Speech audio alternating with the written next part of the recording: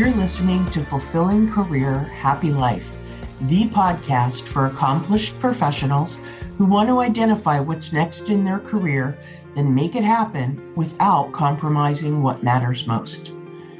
I'm your host, Randi Roberts, an executive and career life coach, and I'm glad you're here. If you want to feel more energized about your work again, this show is for you. So let's get into it.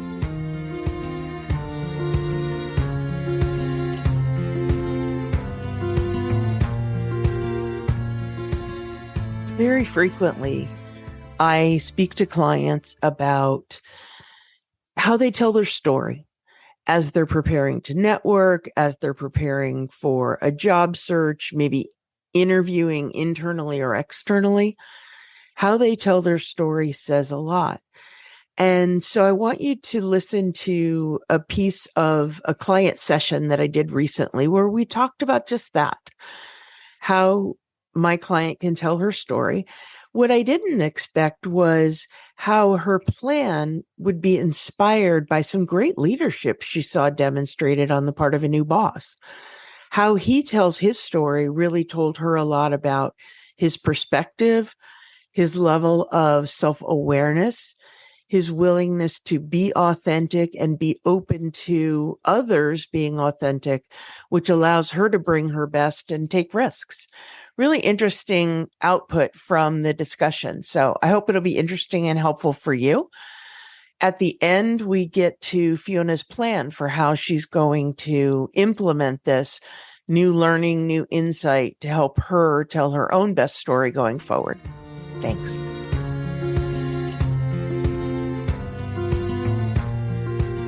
The other point I would like to perhaps discuss was how impressed I was by a different approach he took in introducing himself to me, and not just to me, but to my group, and how it really opened my eyes to a different and I think a more powerful approach to speaking about myself, not just to a new boss, but also being able to apply that to different situations, either interviews or anything where I would be interacting with people and speaking about myself. It's really interesting that you just had an example of that, because telling your story, when you're going through transitioning to different companies or even preparing for a job search. And we've talked about this in the past in terms of telling your story and feeling comfortable, both being authentic and sharing the things that you want to share. So what did you experience with this new boss? So the observation that I made was he walked us through his career, but he walked us through his career in terms of what he learned from each role and what each role brought to his professional development. Whether it was leadership, whether it was understanding different markets, being able to be more culturally sensitive, understanding a product versus a shopping list of what he had done in his career, which is what I think I've typically done, where I say I've done this, this, this, and this, versus I had this role at company X and I learned a multitude of things, not only about myself, but about this market. And how did I do that? And why did that make me a better professional or a more valuable asset going to a company or going to a new boss? And that really, perhaps it's something that other people have done repeatedly, but for me, it was an eye-opening observation that I would like to bring. It's interesting because, we can attend seminars on how to present ourselves or do reading about it, but it sounds like you got a really powerful example of that in action. His focus on sort of the content or the outcome for his own learning versus just what he had done. Yes. And even when I've interviewed people, they do tend to go through, I've done this, I've done this, I've done this.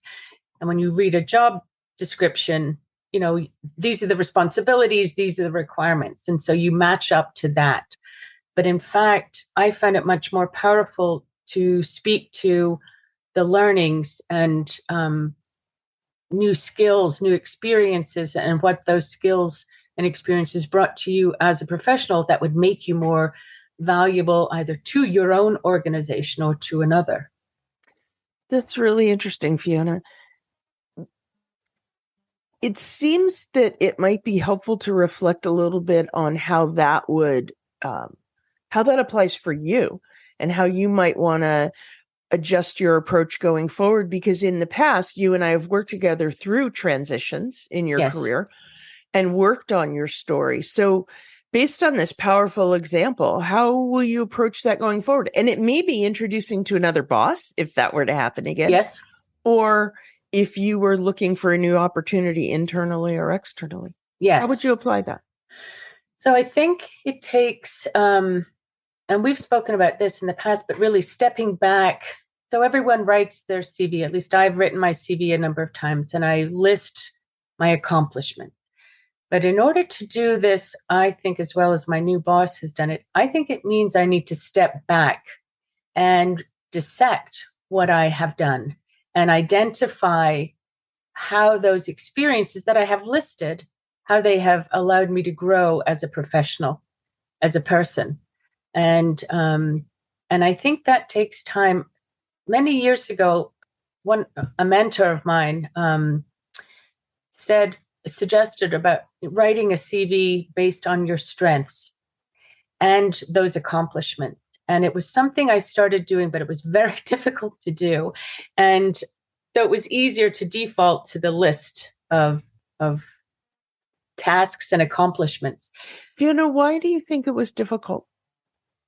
Because it was a different way of thinking for me in looking at what I'd done. And I think it means you have to sort of blow your own horn, which doesn't necessarily come easy for me.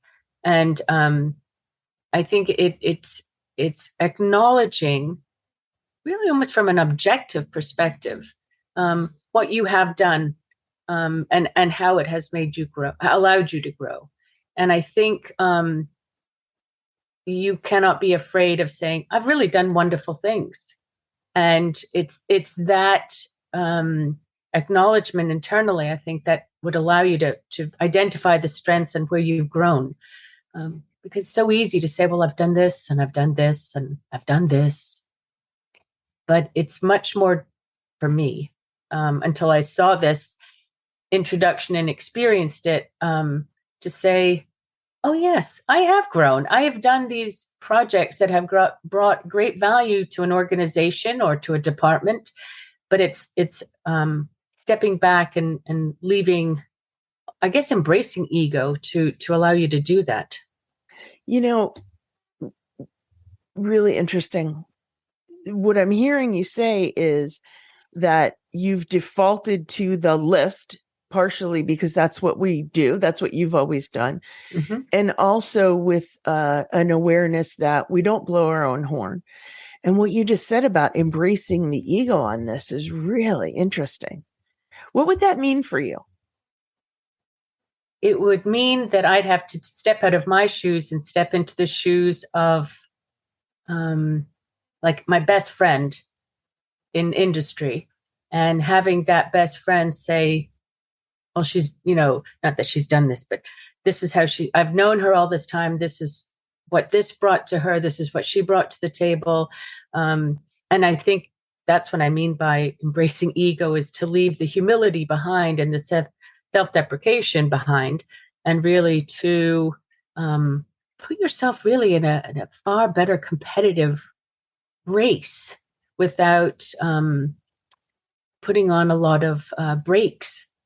Because there's one issue that I've always has troubled me, and it's about leadership. And I think I have been a good leader, so I'm not saying it in that way. But many times when you look at a job description, they want you to have experience leading people.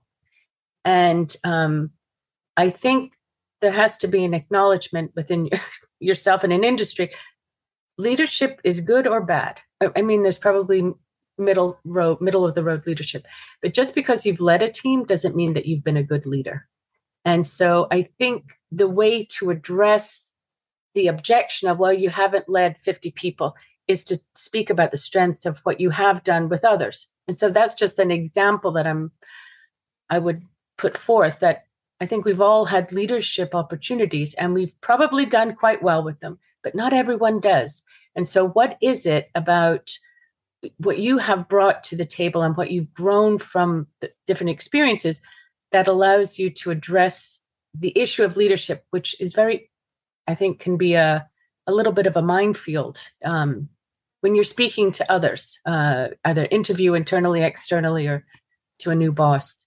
And I think that's what I'm realizing, that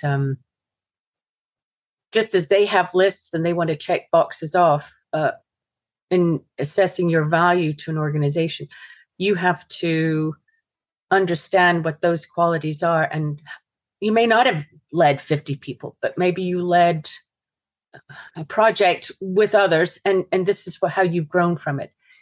It's sort of to diminish the the black and white sort of judgment of, have you done this, check the box. And I think, as an example, I think that's something, if you think about your strengths and do it as my new boss spoke about. I don't know how many people he's led, but it was very clear to me he had leadership qualities. And so it allows you to not get behind the statistics. It's about the quality itself. I don't know if that makes sense. It makes a lot of sense. What I'm hearing you say is that often tapping in, getting comfortable, allowing yourself to sort of shine your own light can be really difficult. We don't, it's not a quality that's usually desired in conversation. Right. But our job is different when we're interviewing or introducing ourselves to new folks. So in thinking about this, how will this apply for you going forward, Fiona? How will you apply this insight to allow yourself to tell your best story? I think I think I've been thinking about this now for a couple of weeks. And so I think it's something you have to sort of ponder over in your mind until you get this new approach sort of settled on how to do it. But I do think it means taking a look at my CV, stepping back and doing what that mentor told me years ago to do, which is to write, and it's not a CV, but a script of what have my experiences allowed me to learn, and how have they allowed me to grow from when I started working in the industry to today. And that's my timeline story of strengths and experiences. And I think, I think that's what new hires want you to do. When you're in an interview, internally, externally, when you're speaking to a boss, they don't necessarily care what you've done. It's what have those experiences, what have they developed within you that make you so valuable to your new leader, or make you a really good fit, a compelling fit for a new role, or even tells your boss you're ready for the next step. And I think that's why the laundry list has to go. It's there on a CV, but when you speak about it, it cannot be the laundry list. Yeah. It's what I'm hearing you say is you have to be convinced of why you're the right person for the job, and sort of back it up with evidence of what you've learned in order to convince the other that you're right for the job. It seems a beautiful way to own your strengths. It shows a lot of self-awareness. I think it really could differentiate you from other people. So let's make this tangible, Fiona. You've talked about how this will apply for you. The way it will apply for you is you want to look at your CV, your list. Yes. And really pull out the things that you've learned and what you've accomplished and what's allowed you to grow. And very often the best time to do that is before you need to. Yes. Because you're clear thinking, there's no pressure. So how do you want to take this on? What will your plan be to move this forward for yourself? So I do think I have to start this now that I've had the time to think about it. And it really does need to be something I start now, because also it will satisfy a need in me and will be a positive feedback, I think, for me. Um, so I think within probably the next week, I have to print out that CV and look at it, and just between meetings and between doing this and that, having quiet time. What do they call it? White time, or whiteboard time, or something. There's a phrase that I've heard recently, and it's just time to think. And I think, as you've pointed out, Randy, when you're under pressure because you're facing an interview and you want to do so well, that is not the time to do this. Really need to establish this well before. So I think I need to do it proactively. And now that I've got that frame of mind and have sort of been chewing it around in my mind, I think the time is now for me to do it. It's interesting. I mean, look, it's never too late. Better to do it late, I'll call it, than not at all. But I think you're right. Right now is the time for you, because what I'm hearing in you is not only clarity of why this would benefit you, but you're inspired by the example that you just got from your new boss. Yes. So now is the time. Okay. So you said within the next week, you want to print out your CV, take a step back and think about these things, sort of start putting this Fiona story project together. Yes. So what works for you to create that time? Because you and I both know how it works. We get busy. The kids need us. The job has demands. Yes. How do you make time for this for yourself? I think it's a deliberate decision to block out calendar time. Okay. I know people do that, for working out, and I've been very, very bad at doing that. So I think I need to put this time for Fiona's story on the calendar, my work calendar, which tends to be my Bible. Are you up for doing it right now? Yeah. Yes. Okay. How much time? What does that look like? And you're under no pressure. So what works best for you to tap into this inspiration? I think I'm going to start with maybe an hour, and I will do it today. I'll do an hour today. I'll print it out. I think I will do an hour today, because it is clear in my mind what I have to do. And once I get that started, I think that clarity will only increase. So maybe an hour every couple of days or even every day. Hate to overpromise, but I think something like that by the end of, I'm assuming 5 days, maybe a week, that I would have that story, that timeline story that would chart my development as a professional. Yeah. Which is what it was. Yeah. That's what I heard. Starting today is a great idea, because you have some energy on this, and it'll help get you moving. May I make a suggestion? Yes. So I love your plan. I know this is how this works for you. The thing I would encourage is to be kind, because taking on an hour every day, I don't want you it's great if you can do it, but I don't want you to set yourself up for, you do it today, you do it tomorrow, you miss Wednesday, it's over. Yes. So you're setting the rules, you can change the rules. So I would encourage that. Okay. I think that's a very good point, because I think when you're enthusiastic about something, you tend to overpromise a little bit. Yeah. Well, and this kind of a project, when it's built, it's a new way of thinking, and it's fueled by inspiration. Sometimes giving it the space it needs can be helpful. So, get started right away, do a couple of days. Sometimes it's helpful to step away and step back. So tap into what works for your rhythm. Yes. What I would say is, if you decide, I've done enough on this after a few days, I've done enough on this for right now, I want to take a step back. My suggestion is think about what that step back looks like and put that on your calendar. So if your thought is, I need a week, okay, cool. I have a week. I'm going to put an hour on my calendar a week from now to at least check in on it, because it's really easy for these projects to just float away. Yes. Yes.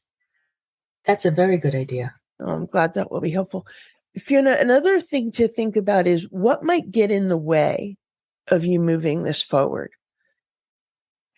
Lots of things. deprioritizing it. So right now it's a top priority for me because it's something I feel I want to do. It's not, I don't feel I have to, but I want to do this as a gift to myself. And I think if other things step in, like life, and this gets shunted down, and I have to be very aware of that, and commit to this as I do commit at work to do project work, so I think life gets in the way, and life is personal and work. So I have absolutely. Yeah. Okay. Yeah. So oftentimes it's good to think about what you'll do if those things get in the way. Because then when they happen, you're like, I got a plan for this. Yes. I think I really like your idea of checking in and putting something on the calendar, because that forces me to bring it front and center again. And so it's a check for me. It's a check and balance to ensure that I keep this as important to me as I think it is. Yeah, absolutely. And keep in mind, if you decided I need a little time to reflect on this, and you come back to it in a week, you go, oh, here's my reminder. I need to go back to this. The next step might be, I need more time. I'm going to put it on the calendar another week. Yes. But you take a step. Yes. So it doesn't float off. That's really great. What will be different if you're successful with this? So if you are able to flesh out your story and talk about it from a standpoint of accomplishments and strengths and learnings, what will be different? Hopefully new opportunities that won't be missed. That is something I see. And I think also there's a feedback loop here for self-acknowledgement of strengths. And I think that walks with you, if you will. And I think that I certainly think after the whole COVID and everyone was shut down, I think everyone probably needs that little bit of a shot in the arm to say, oh no, wait a minute, I've done these things, and I think that will be one thing is the self-awareness, positivity, and hopefully opportunities for advancement. What you said about I'm not going to get the words exactly right, or some of them. You said something about it building your confidence, it giving you a shot in the arm, and you said that walks with you. Yes. That just landed on me really powerfully. I love that thought that you're giving this to yourself and you're carrying this around. Yes. I think, yes. Because I think you can get beaten down by different things, and you need something like this. And I do think it walks with you. It becomes it's self-acknowledgement of your, it's not just your accomplishments, but what you bring and the values and the growth that need to be made clear to your boss, to new hiring managers, to yourself. This is great. What can I do to support you in this effort? What if I ask you, when I get my story line if I can send it to you, and you can either critique it, and I mean that word of improve it for me, or how do I improve this? I'd love to help you move that forward. If I can make a suggestion, you can absolutely send it to me ahead. I'd be happy to read it, but I think it's important for you to talk it through. Yeah, no, you're right. You're right. So let's do that at our next meeting, or when the time is right for you. I'm not trying to pressure you, because the beauty of this is there is no pressure. But when the time is right, let's do that. Either you send it to me ahead if that feels right, or we'll use our next meeting to talk it through. I can't wait to hear it. Yes, actually, I think you're absolutely right. I think it should be that way. Yes. Okay, that sounds great to me.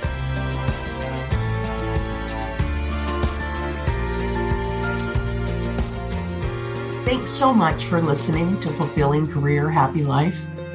If you enjoy the show, Please subscribe, follow, rate, and review. Do all the things to show your support for this podcast. It helps other professionals who want to feel more energized about their work again find us.